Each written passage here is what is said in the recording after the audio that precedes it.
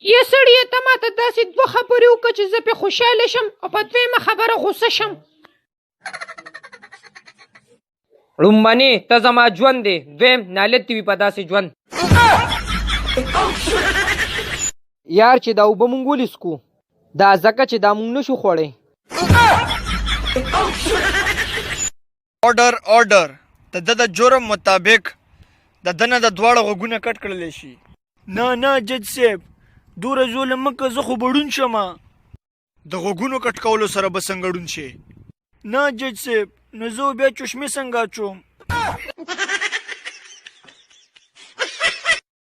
هلکه رکشې والا د ښکته چوکه پورې مې به څو بوځې؟ 50 روپۍ به درنه اخلم. مړه دا 20 روپۍ واخله نو په 20 روپۍ به دې څوک بوځي؟ ته شاته کښېنه زه به دې بوځم که نه.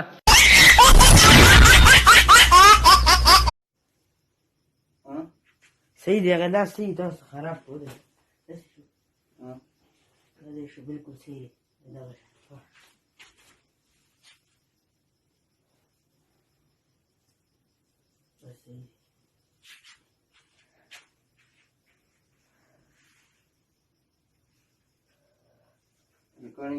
चालू दे रिकॉर्डिंग.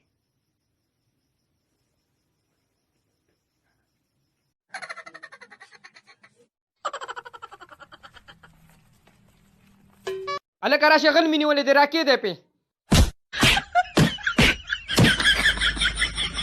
بس پرېږده یار انسان دې غلطي دې کېږي. پرېږده چې مې مړ کېدي چېرته غل په سترګو لیدلی دی. څه چل شوی دی؟ دومره ډېر دې وڅکل دومره چېرته زړه دې ونه چوي. ځکه مې ډېر وڅکل چې سبا بیا روژه ده، نور اوبه بیا نه میلاویږي.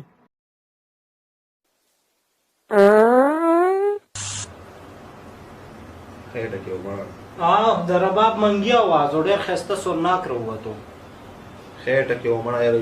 نه خیر دی وروره، د 20 منټه د روژه ماتي نه مخکې د هر چا راوځي دا اواز. خیر دی صبرو کا لکه څه کې ور دی ویښه وباسې څه. السلام علیکم جی. وعلیکم السلام جی خدمت وایه. جی من خبر شو چې تاسو کور په کرایه باندې ورکوئ. او راځه چې وښیم درته کور. دا وګوره دا بیډروم دی، دا وګوره دا کچن دی، ښه ماشاءالله. او دا وګوره دا باتروم دی، او دا بر بابر ته ښکاري کوم ځای کې چې بابا پروت دی. او جی او دی غولی دی.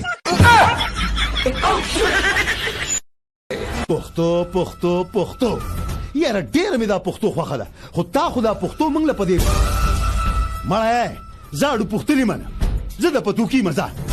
اللہ تیرا ہے احسان، روز نمازیں اور قرآن ہے یہ سب روح ایمان، نور رمضان.